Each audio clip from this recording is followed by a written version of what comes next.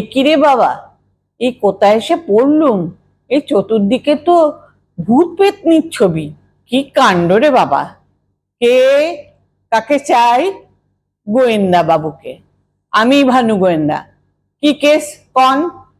আমার কমলাকে খুঁজে পাইতেছেন না। সেই যে কাল বেরোলো, আর ফিরল না।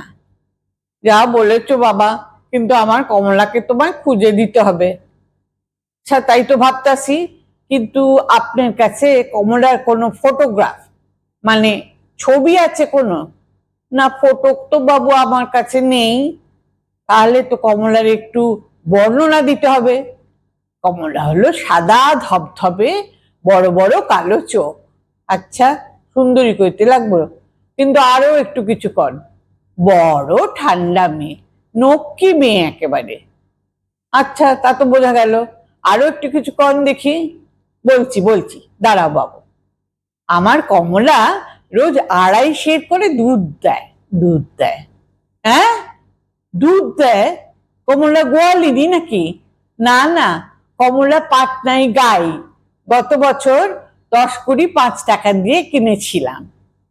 হোপলেস! শেষ পর্যন্ত গরুর কেস। আমি গরুর কেস করি না।